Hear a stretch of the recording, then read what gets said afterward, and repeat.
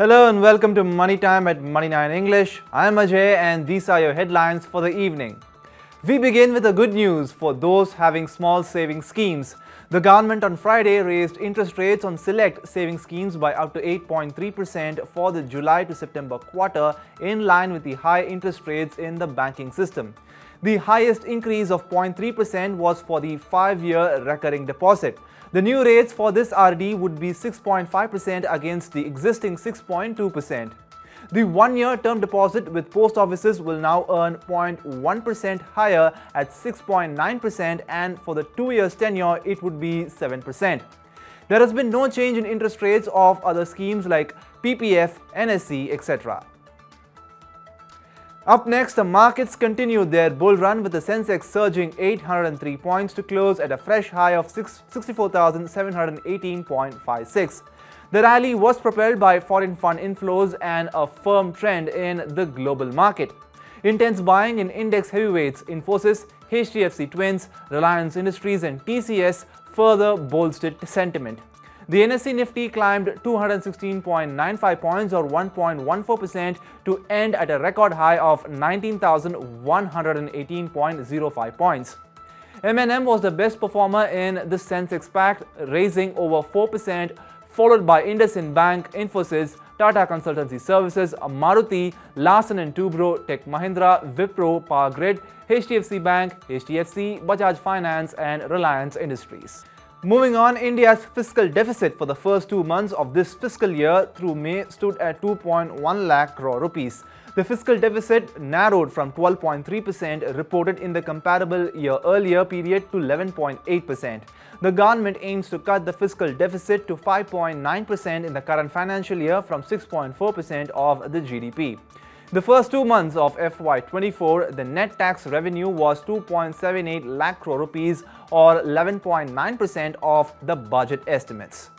Moving on, after crossing the 1 lakh sales mark last month for the first time, electric two-wheeler sales have plunged nearly 60% to 42,124 units in June. Data on the Vahan portal showed. The total number of E2Ws sold were 1,05,348 units in May and 4,31,325 units during the first half of this year. Analysts said that the decline was largely because of a steep hike in electric scooter prices following a cut in subsidies under the government's FAME 2 program. Up next, luxury car maker Lexus India will increase prices of ES300H sedan range by up to 2% from July 1 to offset rise in input costs. The company said it is trying to minimize hikes. The current hike is only for the ES300H range. The ES300H range starts from 62 lakh rupees. Lexus also said it had started deliveries of the 5th generation RX SUV.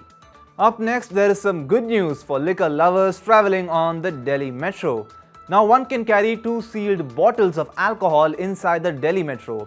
However, drinking of alcohol inside metro premises will remain prohibited. The airport express line, however, allowed liquor bottles. In case any passenger is found behaving in an indecent manner under the influence of alcohol, suitable action will be taken against them. And moving on, online food delivery firm Zomato has introduced an open data analysis platform for food trends to help its restaurant partners in taking a data-driven approach on prices, dishes and location.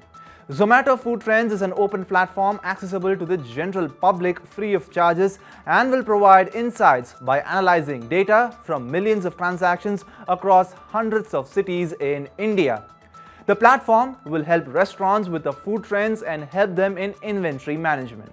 Moving on, the Delhi Development Authority on Friday opened online registration procedure for over 5,500 flats as part of its Phase 4 housing program. Under the scheme, registration will be open for 40 high-income group flats in Jasola, 200 middle-income group flats in Dwarka and Narela. At the same time, along with 900 economically weaker section flats in Narela, registration can be done for a total of 4,400 low-income group houses in Loknayakpuram, Rohini, Siraspur and Narela.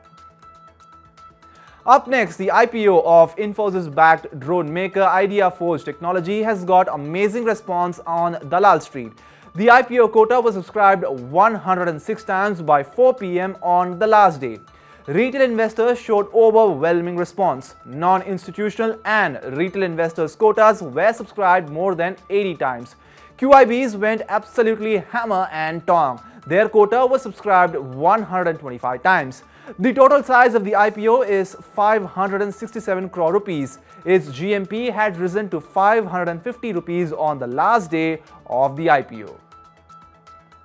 And digital payments are set to take a big leap in rural areas. All panchayats across the country will mandatorily use digital payments for all development work and revenue collection this Independence Day onwards and will be declared UPI enabled. Almost 98% panchayats have already started using UPI-based payments. By July 15, panchayats have to choose appropriate service providers and finalize vendors by July 30.